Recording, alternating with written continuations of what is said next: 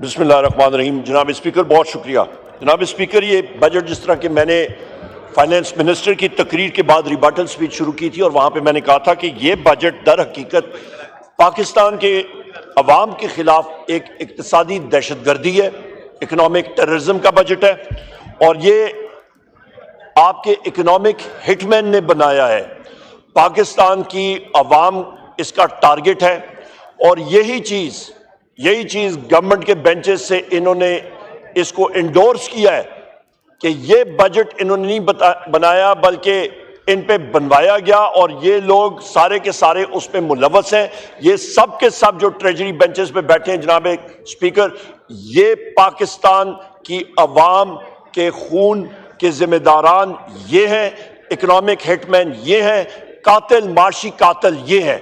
और उसकी जिंदा मिसाल मैं आपको देता हूं जनाब स्पीकर।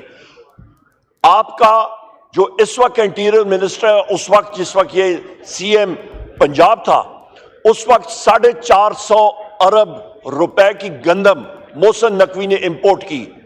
आप कल की अखबारें देखें, फ्लोर ऑफ द हाउस में मैंने बात ये उठाई है कि अभी ये हुकूमत, मैं इसी पे ही आ रहा हूं, ये बजट के ऊपर है जनाब स्पीकर। आप सब्सिडीज दे रहे हैं, एक एक चीज मैं फिगर्स के बारे में बताता हूं जनाब स्पीकर। आप जनाब स्पीकर, गंदम जो है सबसे इंपॉर्टेंट चीज है इसमें। हम लोगों के साथी जो है वो रोटी कहां से खाएंगे? तो जनाब स्पीकर, इस वक्त हुकूमत क्या कह रही है? कह रही है जी हमने गंदम जो इंपोर्ट की थी 450 अरब की, उसने तो आपके फार्मर्स की, आपके किसानों की कमर तोड़ दी है पंजाब में। हुकूमत ने उनसे गंदम ली नहीं।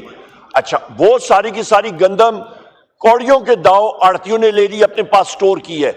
अभी इनके फ्रंटमैन, इन हुकूमत के जो बड़े बड़े मगरमच्छ हैं, इनके फ्रंटमैन वो गंदम उन्होंने रखी हुई है। अभी कहते हैं जी हम लोग एक्सपोर्ट करेंगे। जनाब स्पीकर, ये कहां की मतलब ये डिसीजन मेकिंग है? ये काबीना है या ये सर्कस है? ये कहां की डिसीजन मेकिंग हो सकती है कि आपने अपने किसानों की गंदम नहीं खरीदी, बाहर से आप ला रहे हैं और फिर एक्सपोर्ट करने जा रहे हैं। यहां पे अरबों रुपए आपने बनाए, वहां पे आप अरबों रुपए बनाएंगे। और ये गंदम जो आपने यूक्रेन से खरीदी थी, ये जहाज हाई सीज पे था, इसको आपके जो एजेंट्स होते हैं वो डील करते हैं, ये कॉन्ट्रैक्ट पे थी और उठा के आपने पाकिस्तान में लैंड करा दी। एक चीज इसको हम लोग कंडेम करते हैं और ये चीज इसके खिलाफ नैब की इन्वेस्टिगेशन होनी चाहिए और उन लोगों को कैफर किरदार तक लाना चाहिए। गो के इन्होंने अपने आप को अस्तना दी हुई है, इन्होंने अपने आप को ड्राई क्लीन और वाइट वॉश इस हुकूमत ने किया हुआ है। उसके साथ साथ जनाब स्पीकर, आपको मैंने बजट स्पीच में भी बताई थी, और ये बजट जो है ये आपका टूल है कि इसके साथ अफराद ज़र बढ़ेगी।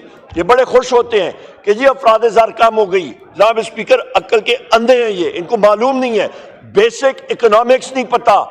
आपकी अफराद ज़र इन्फ्लेशन होती है, इन्फ्लेशन का मैं बेसिक इकोनॉमिक्स की टेक्स्ट बुक इनको डिफाइन करूं, rate of increases of prices over a period of time, ये उसकी डेफिनेशन है, नंबर एक। नंबर दो, रेट जो है वो आपका 42% से नीचे आके 12 पे आ रहा है जनाब स्पीकर। इंपॉर्टेंट चीज, टेम्परेरी कमोडिटी प्राइसेस कम हुई हैं, अभी फिर इंक्रीज हो रही हैं। ऑयल की कीमतें, तेल की कीमतें, आटे की कीमतें, अशिया खुर्दोनोश की कीमतें ये खुद ब खुद जा रही हैं। बिजली, डॉलर जो 275 पे 350 पे जा रहा है, ये होने वाला है। तो ये सारी चीजें होंगी। पाकिस्तान तहरीक इंसाफ के दौर में 17 रुपए की यूनिट की बिजली आज 85 पे है, ये 100 पे जाएगी, वल्लालम जाएगी। क्यों? क्योंकि आपका नेपरा ट्रू अप करता है, जो रेट डॉलर का लगेगा फ्यूल जो इस्तेमाल हुए वो उस पर जरूर लगेगा अगले चंद महीनों में। रोजाना वो फ्यूल प्राइसेस इंक्रीज कर रहे हैं। जनाब स्पीकर, गैस की प्राइसेस इन्होंने खुद यहाँ पे लिखा हुआ है कि हम लोग गैस की सब्सिडी कम करें, गैस की प्राइसेस इंक्रीज होंगी। उसके साथ साथ आप ये देखें जनाब स्पीकर, इस बजट के साथ कोई आपकी इक्तिसादी तरक्की या ग्रोथ नहीं होगी। ये एंटी इंडस्ट्री बजट है, ये ज़राई शोबे के खिलाफ है, ये आपके सर्विसेज सेक्टर के खिलाफ है। आपका इंटरेस्ट रेट तकरीबन 22% से जरा सा इन्होंने कम किया है। मुझे ट्रेजरी बेंचेस पे मां सिवा एक दो लोगों के बारे के अलावा ये कैबिनेट में जो लोग बैठे हुए थे, इनसे मैं चैलेंज करता हूं, मुझे बता दें इनको रिलेशनशिप बॉन्ड प्राइसेस और इंटरेस्ट रेट्स के दरमियान उनको पता है कि क्या रिलेशनशिप है जी? इनको मालूम ही नहीं है। और ये बैठ के वहां पे वाह वाह जी तालियां बजाओ, बहुत जबरदस्त आपने बजट पेश किया, इसको हम लोग कंडेम करते हैं जनाब स्पीकर। इसके साथ साथ मैं आपको ये भी बताता चलूं जनाब स्पीकर जी कि सबसे अहम बात मेरे भाई बैरिस्टर गौर साहब ने भी की है कि आपका इस पे यहां पे देखें, ये कहते हैं जी हम लोग प्राइवेटाइजेशन प्रोसीड्स, 30 अरब की प्राइवेटाइजेशन प्रोसीड्स इन्होंने रखी हैं। आपका जो SIFC है बहुत इन्होंने मार्का मारा है। 30 अरब क्या चीज है? नंबर एक। नंबर और उस पे SIFC पे खर्चा क्या हुआ? बाकी इनके प्राइवेटाइजेशन प्रोग्राम्स किधर गए? यहां पे जनाब स्पीकर, आप जिस वक्त एक इदारे को बेच रहे होते हैं तो फिर उसको कर्जा क्यों दे रहे हैं? पाकिस्तान स्टील मिल को 3.5 अरब रुपए का कर्जा भी दे रहे हैं और उधर कह रहे हैं हम लोग बेच रहे हैं। जनाब स्पीकर, ये कहां की अकल है? ये कहां की दानिशमंदी है? ये तो बेवकूफी है और इस पे करप्शन जो है वो तो सामने नजर आ रही है। इसके साथ साथ जनाब स्पीकर, मैं ये भी कहता चलूं, इन्होंने वाजे तौर पे, मुझे 2 मिनट दे, मैं वाइंड अप करता हूं। जनाब स्पीकर, वाजे तौर पे एक चीज है कि यहां पे जो फाइनेंसिंग एस्पेक्ट है, हमेशा बजट में 2 कॉलम्स होते हैं, एक सोर्सेज ऑफ फंड्स, एक यूजर्स ऑफ फंड्स। जो सोर्सेज ऑफ फंड्स है, जहां पे पैसा आना है, उस पे कहीं नहीं लिखा कि आपकी डायरेक्ट फॉरेन इन्वेस्टमेंट कहां से आ रही है। वहां पे कहीं नहीं लिखा कि ये किधर से फाइनेंस करेंगे 8,500 अरब रुपए का खसारा। जनाब स्पीकर, इसलिए नहीं डायरेक्ट फॉरेन इन्वेस्टमेंट आ रही क्योंकि यहां पे रूल ऑफ लॉ नहीं है। रूल ऑफ लॉ इसलिए नहीं है क्योंकि आपकी इंटेलिजेंस एजेंसीज जाके आपके जुडिशरी के जजेस को ज़दोकोप कर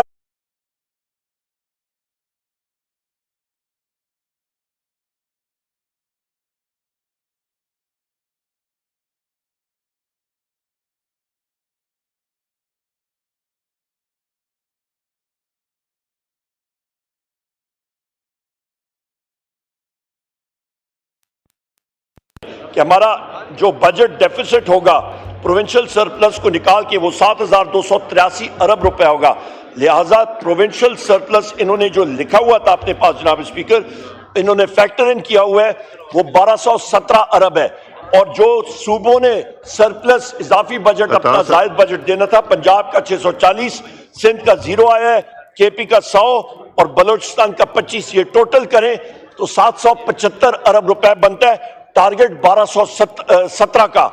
आपका जनाब स्पीकर 452 बिलियन 492 अरब रुपया जो है वो खसारे का है सूबों से। ये बजट अनरियलिस्टिक है। और KP को जनाब स्पीकर, इन्होंने इस हुकूमत ने जो कमिटमेंट की हुई है वो 66 बिलियन की जो बजट में है। एक्चुअल सिर्फ फाटा को जो अखराजात आ चुके हैं, फाटा और आपके ड्यूज जो एक्चुअल हैं वो 144 अरब, NHP नेट आइडल प्रॉफिट और वाटर यूज चार्जेस मिला के 80, 158 अरब रुपए KP को इस हुकूमत ने देना है। पर यह हुकूमत बिजली की लोड शेडिंग कर रही है, KP में कर रही है। KP के लोगों को, खैबर पख्तूनख्वा और बलोचिस्तान के लोगों को ये अपने पूरा फंड दे नहीं रहे हैं। क्यों? क्योंकि खैबर पख्तूनख्वा में आज हुकूमत पाकिस्तान तहरीक इंसाफ की है, ये हुकूमत मुस्लिम लीग नून की। इनका एक ही शेव है कि जिन जिन लोगों ने पाकिस्तान तहरीक इंसाफ को वोट दिया उनके खिलाफ बदला लिया जाए। आखिर में मैं ये बात करूंगा जनाब स्पीकर जी, थैंक यू जी, मैंने भेज दिया है, मैंने इंफॉर्मेशन मिनिस्टर को भेज दिया है मीडिया से बात करने। जी उमर साहब। बहुत शुक्रिया जनाब स्पीकर। मैं आखिरी 1 मिनट लेता हूं। आखिर में मैं बात करूंगा अडियाला जेल में जो लोड शेडिंग हो रही है, जो वहां पे प्रिजनर्स को और बिलखसूस मेरे कायद वजीर आजम इमरान खान साहब को, बुशरा बीबी को, शाह महमूद कुरैशी साहब को, हमारे जितने असीरान हैं, मिलिट्री प्रिजनर्स एक्सेट्रा, उनके खिलाफ जो बोगस केसेस हो रहे हैं वो सारी दुनिया देख रही है। और वो उनको नजर आ रहा है कि पाकिस्तान का 8 फरवरी का इलेक्शन जो था वो रिग था। उसकी बदौलत ये फॉर्म 47 का वजीर आजम इधर बैठा हुआ है, उसकी बदौलत ये काबीना बैठी है फॉर्म 47 की, जो पाकिस्तान की। थैंक यू उमर साहब को खोलें चला के अपने वजीर आजम इमरान खान साहब को यहाँ पे लाना है। बहुत शुक्रिया जी उमर साहब।